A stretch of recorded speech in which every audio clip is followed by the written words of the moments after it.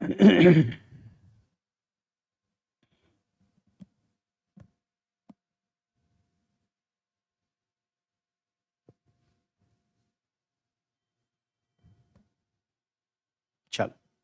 Let's start. Good evening, good evening all of you.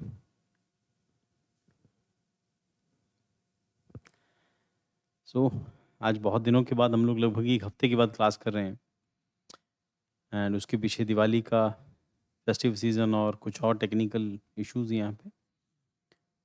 So आज start करते हैं हम लोग एक सब्जेक्ट से, नोटम। आपको रिसेंटली ये न्यूज़ में काफ़ी ये टर्म रहती है, खासतौर पे तब ये टर्म ज़्यादा रहती है जब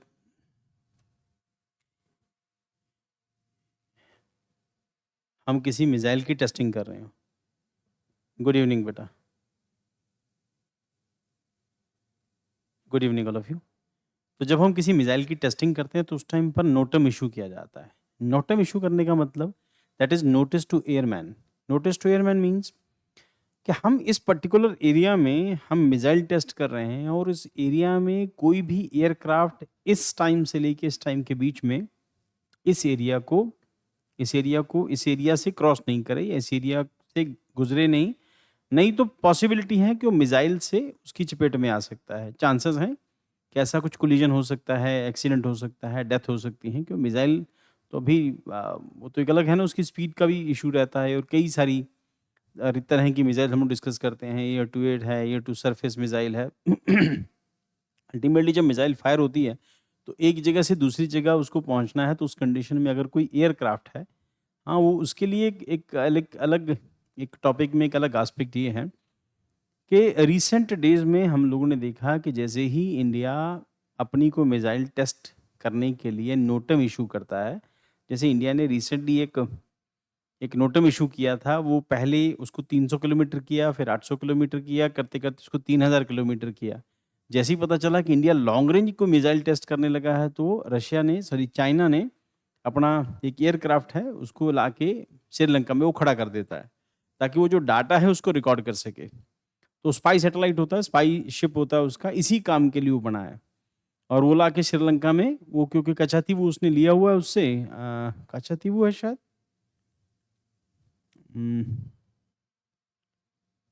नहीं कचातीवू नहीं, कोई और है, नाम याद नहीं आ रहा मुझे उसका। तो वहां पर वो पोर्ट उसने श्रीलंका ने वो लिया, वो उस पोर्ट के ऊपर चाइना लाके अपनी श्रीलंका से उसने पोर्ट जो है वो लिया हुआ है, 99 ईयर्स की लीज पर है। वहां लाके अपनी शिप को खड़ा कर देता है कि डाटा कलेक्ट कर सके। बट उस टाइम पर कोई भी एयरक्राफ्ट वहां से क्रॉस नहीं करे, इस करके ये नोटिस टू एयरमैन इशू किया जाता है।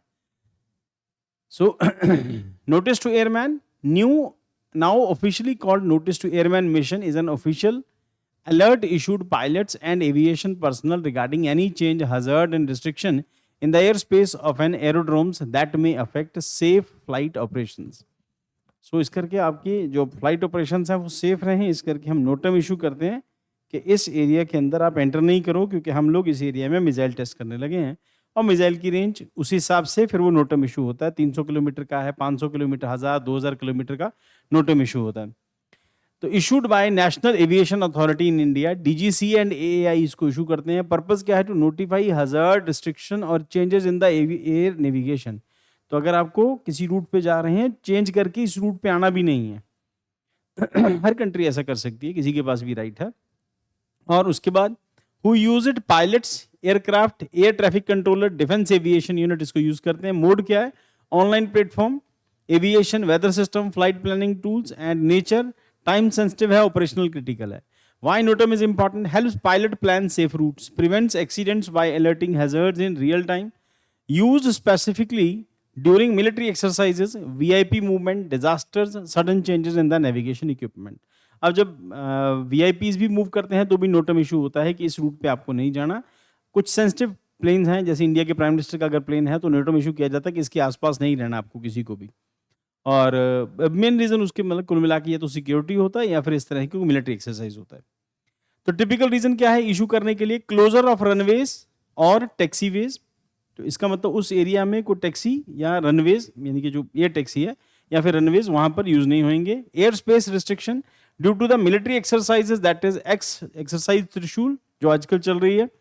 VIP movement head of the state flights and irreversible navigation for the landing aid, tall obstacles, cranes near airfield. तो ऐसी कंडीशन में आपको कुछ बड़ा, जैसे बड़ी जो क्रेन्स हैं एयरफील्ड के आसपास यूज नहीं करनी अगर नोटम इशू होता है। और अब इसके पीछे हमने जैसे डिस्कस किया, अब पहली बात तो ये है कि नॉर्मली ये फ्लाइट के केस में इशू किया जाता है, या फिर ये तब वीआईपी मूवमेंट है तब इशू किया जाता है, या कोई और कोई रीजन हो सकता है तभी इशू करते हैं। करने वाले जो हैं दैट इज डीजीसी और एएआई इसको इशू करते हैं। सो उसके बाद एयर शोज होंगे तब भी इशू होगा, क्योंकि एयर शोज में काफ़ी सारे जहाज होते हैं, उनको जाना उतरना, तो इस एरिया में नहीं आना क्योंकि उस टाइम पर वो अपनी एक्सरसाइज में बिजी होते हैं। और उसके अलावा देन पैराशूटिंग और ग्लाइडिंग एक्टिविटीज़ में भी। देन उसके बाद weather related hazards, for example ash clouds. ये ऐश क्लाउड तब किया जाता है जैसे कहीं किसी एरिया के अंदर, जैसे अभी रिसेंटली माउंट एटना में वॉल्केनिक एक्टिविटी देखी गई है रिसेंटली। आज मैं कराने लगा था न्यूज़ में, मुझे लगा उतनी ज़्यादा इंपॉर्टेंट है नहीं। माउंट एटना में जो इटली में है, तो वहाँ पर जैसी वॉल्केनिक एक्टिविटीज शुरू होती हैं, इसका मतलब वहाँ पर डस्ट निकलनी शुरू होती है, तब भी नोटम इशू होता है कि इस एरिया में मत आना, यहाँ पर इस तरह से वॉल्केनिक एक्टिविटी चल रही है। Then what is not NOTAM? Satellite navigation system है, वेदर फोरकास्टिंग है, और करेक्ट आंसर इसका सी है, that is official notification informing air space users about time bound hazard of restrictions. Then NOTAM, notice to air mission, sensitive mains के लिए है, 120 words के अंदर। Alert issued by national aviation authority to inform pilots and aviation personal about hazard or changes in aerodrome or aerospace conditions. They ensure flight safety by providing advance warning of military exercises, runway closure, VIP movement, unreversible navigation equipment, or temporary obstacles. NOTAM play a crucial role in national defense coordination as well, since large-scale military drills often required temporary airspace restriction. They are disseminated through a fastest available means and accessed by a digital flight planning tools. Failure to review NOTAM is increased aviation risk, making them a crucial tool in both civilian and defense aviation safety framework. तो कुल मिला के passenger की safety, उस area में उड़ने वाले जो एयरक्राफ्ट है उनकी सेफ्टी और अपनी सेफ्टी के लिए इशू किया जाता है। और जब आप बड़ी मिसाइल रेंज टेस्ट करते हैं तो नोटम जो है वो किलोमीटर्स में होता है। 300 किलोमीटर की अगर शॉर्ट रेंज मिसाइल इशू कर रहे हैं, टेस्ट कर रहे हैं, तो 200-300 किलोमीटर तो 300 किलोमीटर तक, उससे ज़्यादा रेंज की मिसाइल है तो लॉन्ग रेंज के लिए फिर नोटम इशू किया जाता है। और ये न्यूज़ में इस करके रहा कि हम लोगों ने 3 बार नोटम इशू किया, गवर्नमेंट ऑफ इंडिया की तरफ से 3 बार नोटम इशू किया गया, और हर बार उसकी रेंज को एक्सटेंड किया। और बार बार उसमें क्या हुआ कि चाइना ने अपना ऐसा ही, जिसको मैंने डिस्कस किया, डाटा कलेक्ट करने के लिए अपना एक शिप लाके यहाँ पे खड़ा कर दिया श्रीलंका में, और उसी टाइम पर अमेरिका की तरफ से भी ऐसा एक शिप जो है मूव हुआ था इंडियन ओशन के अंदर, तो गवर्नमेंट ने कैंसिल कर दिया उसको कि नहीं अभी नहीं करेंगे, फिर देखेंगे। चलो नेक्स्ट।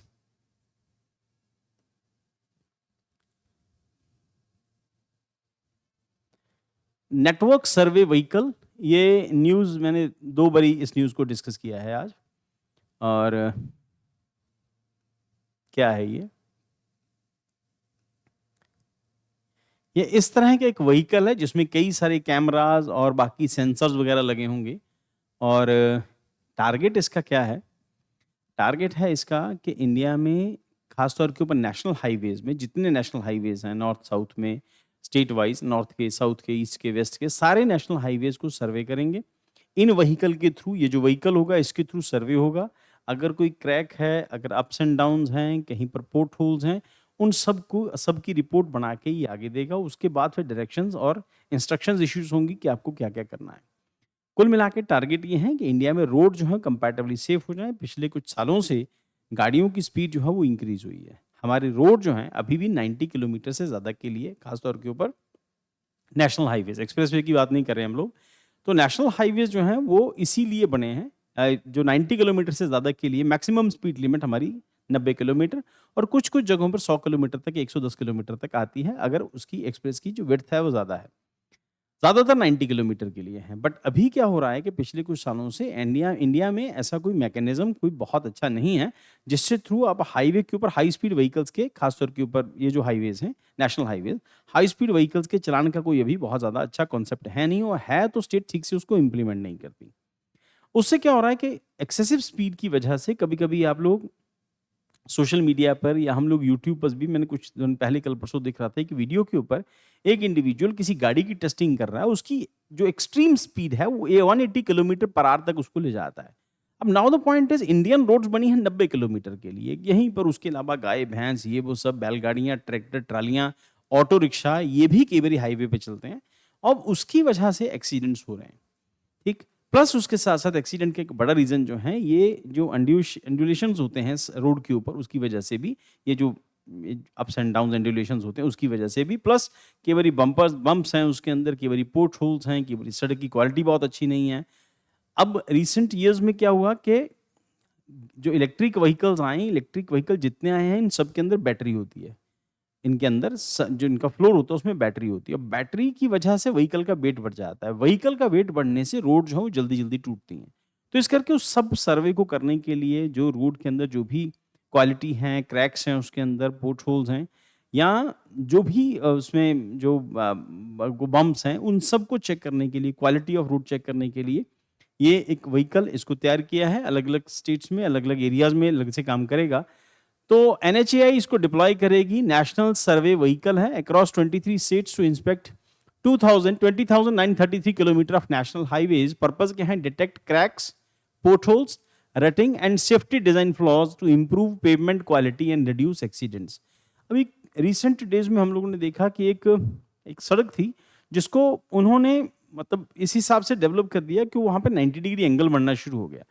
नॉर्मली सड़कें जो होती हैं वो गोल होती हैं, वो सड़क के डिज़ाइन में इतने सारे चेंजेस किए और कभी रेलवे की तरफ से ऑब्जेक्शन था, कभी स्टेट गवर्नमेंट की तरफ से ऑब्जेक्शन था।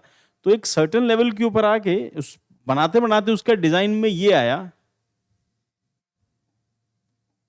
कि डिज़ाइन उसका कुछ-कुछ ऐसे बन गया, ये ऐसे। तो इसका मतलब दोनों केसेस में यहाँ से को आएगा तो यहाँ पर डेड एंड की फॉर्म में काम कर रहा है, यहाँ से आएगा यहाँ एक्सीडेंट हो जाने का चांस है।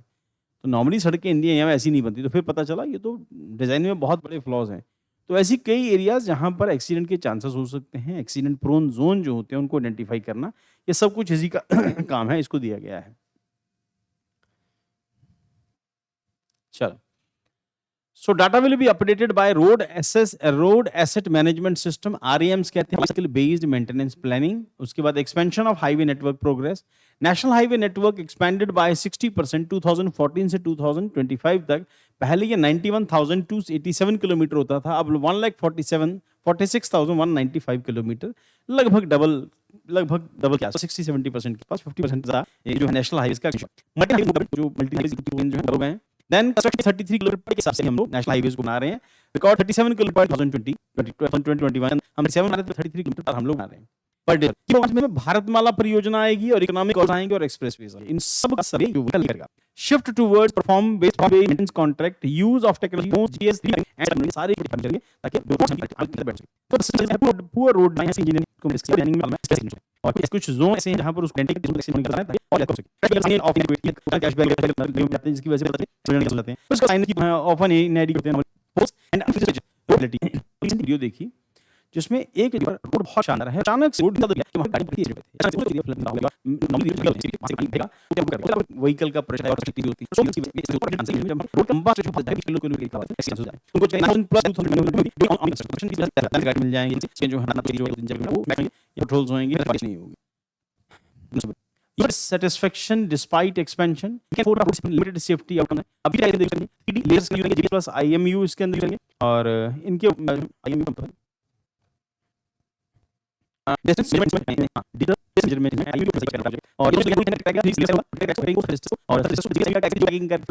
डिग्री कैमरास क्या करेंगे, विजुअल डॉक्यूमेंटेशन उसका प्रेजेंट करेंगे। Then DMI accurate length kilometre repeat survey होएगा ताकि मेंटेनेंस की प्रेडिक्शन आ सके कि कहां अप डाउन है route condition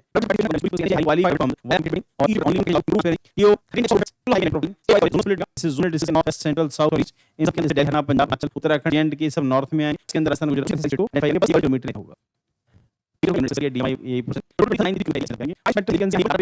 through early detection of defects. अगर कोई रोड सेफ्टी के अंदर कोई प्रॉब्लम आती है तो उन प्रॉब्लम्स को यह चेक कर लिया।